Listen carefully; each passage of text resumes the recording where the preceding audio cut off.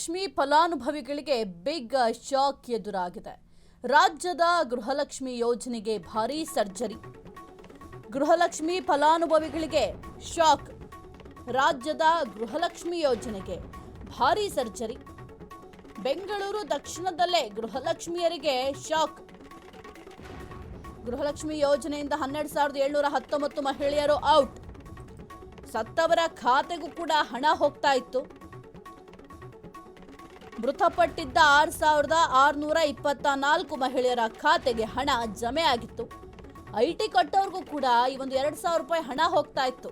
ನಿಯಮ ಉಲ್ಲಂಘಿಸಿ ಲಾಭ ಪಡಿತಾ ಇದ್ದ 4,800 ತೆರಿಗೆ ಪಾವತಿದಾರರು. ಆಧಾರ್ ಲಿಂಕ್ ಇಲ್ಲದವರಿಗೂ ಕೂಡ ಈಗ ಕತ್ತರಿ ಹಾಕಲಾಗಿದೆ. ಆಧಾರ್ ಸೀಡಿಂಗ್ ಮಾಡದ 1,895 ಮಹಿಳೆಯರು. ಯೋಜನೆ ಪರಿಶೀಲನೆಯ ವೇಳೆ ಭಾರೀ ಅಕ್ರಮ ಬಯಲಿಗೆ ಬಂದಿದೆ. ಅಂಗನವಾಡಿ ಕಾರ್ಯಕರ್ತೆಯರ ಮಾಹಿತಿ ಸಂಗ್ರಹದಿಂದ ಮಾಹಿತಿ. ಸಿಎಂ ಕ್ಷೇತ್ರದಲ್ಲಿ ಅತಿ ಹೆಚ್ಚು ಮೃತರ ಖಾತೆಗಳಿಗೆ ಹಣ ಜಮೆ. ಕನಕಪುರದಲ್ಲಿ ಅತಿ ಹೆಚ್ಚು 3,058 ಮೃತ ಫಲಾನುಭವಿಗಳ ಸಂಖ್ಯೆ. ಮೃತರ ಖಾತೆಗೆ ಜಮೆಯಾದ ಹಣ ವಾಪಸ್ ಪಡೆಯಲು ಇಲಾಖೆ ಕ್ರಮ. ಗೃಹಲಕ್ಷ್ಮಿ ಯೋಜನೆ ದುರುಪಯೋಗ ತಡೆಗೆ ಕಠಿಣ ಕ್ರಮ. ಬೆಂಗಳೂರು ದಕ್ಷಿಣದಲ್ಲಿ ಫಲಾನುಭವಿಗಳ ಪಟ್ಟಿಯ ಮರುಪರಿಶೀಲನೆ. ಗೃಹಲಕ್ಷ್ಮಿ ಯೋಜನೆಯಲ್ಲಿ ಅರ್ಹರಲ್ಲದವರ ವಿರುದ್ಧ ಕ್ರಮ.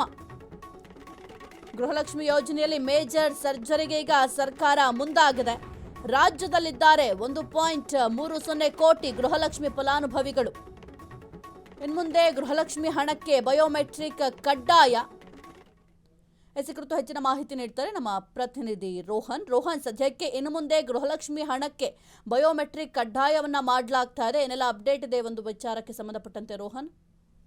ಏನು ಸಾಹಿತ್ಯ ಮಹತ್ವಾಕಾಂಕ್ಷಿ ಗೃಹ ಲಕ್ಷ್ಮಿ ಯೋಜನೆ ಇತ್ತಲ್ಲ, ಅದು ಈಗ ಸರ್ಕಾರಕ್ಕೆ ಈಗಾಗಲೇ ಬೆಂಗಳೂರಿನ ದಕ್ಷಿಣ ಜಿಲ್ಲೆಯಲ್ಲಿ ನಡೀತಾ ಇರುವಂತ ಕೆಲವೊಂದಿಷ್ಟು ಪರಿಶೀಲನೆ ನಡೆದು ಅರ್ಹ ಫಲಾನುಭವಿಗಳಿಗೆ ಯೋಜನೆ ಲಾಭ ಪಡಿತಾ ಇರೋದು ಈಗಾಗಲೇ ಬೆಳಕಿಗೆ ಬಂದಿರ್ತಕ್ಕಂಥದ್ದು. ಇನ್ನು ಗೃಹಲಕ್ಷ್ಮಿ ಫಲಾನುಭವಿಗಳಿಗೂ ಕೂಡ ಆತಂಕ ಮುಟ್ಟಿದೆ. ಜಿಲ್ಲೆಯಲ್ಲಿ ಒಟ್ಟು 12,719 ಮಹಿಳೆಯರು ಕೂಡ ಗೃಹಲಕ್ಷ್ಮಿ ಯೋಜನೆಗಳಿಗೆ ಫಲಾನುಭವಿಗಳಿಗೆ ಪಟ್ಟಿಯಿಂದ ಕೈ ಬಿಡಲಾಗಿದೆ. ಇದರಿಂದ 6,624 ಮಹಿಳೆಯರು ಕೂಡ ಮೃತಪಟ್ಟಿರ್ತಕ್ಕಂಥ ಖಾತೆಗಳಿಗೆ ಹಣ ಜಮಾ ಆಗ್ತಾ ಇರೋದು ಈಗಾಗಲೇ ಪತ್ತೆಯಾಗಿರುವಂತದ್ದು. ಪತ್ತೆ ವೇಳೆ 4,800 ಆದಾಯ ತೆರಿಗೆ ಈಗ ಪಾವತಿದಾರರು ಕೂಡ ಈ ಯೋಜನೆಯನ್ನು ಲಾಭ ಪಡಿತಾ ಇದ್ರಿಂದ ಮಾಹಿತಿ ಈಗಾಗಲೇ ಬಹಿರಂಗವಾಗಿದೆ. ಇದ್ರ ಜೊತೆ ಈಗ ಆಧಾರ್ ಕಾರ್ಡ್ ಸಮೇತವಾಗಿ 1,295 ಮಹಿಳೆಯರಿಗೂ ಕೂಡ ಹೆಸರು ಪಟ್ಟಿಯಲ್ಲಿ ಕಂಡು ಬಂದಿದ್ದು, ಸರ್ಕಾರ ನಿಯಮಗಳನ್ನು ಉಲ್ಲಂಘನೆಯನ್ನು ಮಾಡಿ ಕೆಲವೊಂದಿಷ್ಟು ಯೋಜನೆಗಳನ್ನು ಪಡೆದಿದ್ದಾರೆ ಅನ್ನುವಂಥದ್ದು ಈಗ ಪರಿಶೀಲನೆಯಲ್ಲಿ ಕೂಡ ಈಗಾಗಲೇ ಬೆಳಕಿಗೆ ಬಂದಿರತಕ್ಕಂಥದ್ದು.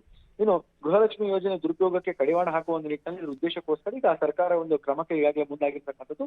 ಏನು ಫಲಾನುಭವಿ ಪಟ್ಟಿಯಲ್ಲಿ ಮರುಪರಿಶೀಲನೆ ನಡೆಸಿ ಇನ್ನು ಮುಂದೆ ಗೃಹಲಕ್ಷ್ಮಿ ಹಣವನ್ನು ಪಡೆಯೋಕೆ ಬಯೋಮೆಟ್ರಿಕ್ ದೃಢೀಕರಣಕ್ಕೆ ಕಡ್ಡಾಯವನ್ನು ಮಾಡಿದ್ದಾರೆ ಅಂತ ಹೇಳ್ಬೋದು. ರಾಜ್ಯದಲ್ಲಿ ಸುಮಾರು 1.30 ಕೋಟಿ ಮಹಿಳೆಯರು ಗೃಹಲಕ್ಷ್ಮಿ ಯೋಜನೆಗೆ ಲಾಭ ಪಡಿತಾ ಇದ್ದು, ಅರ್ಹರಿಗೂ ಕೂಡ ಈಗ ಸೌಲಭ್ಯ ತಲುಪುವಂತ ಸರ್ಕಾರ ಈಗಾಗಲೇ ಮುಂದಾಗಿದೆ ಅಂತಾನೆ ಹೇಳ್ಬೋದು ಸಾಹಿತ್ಯ.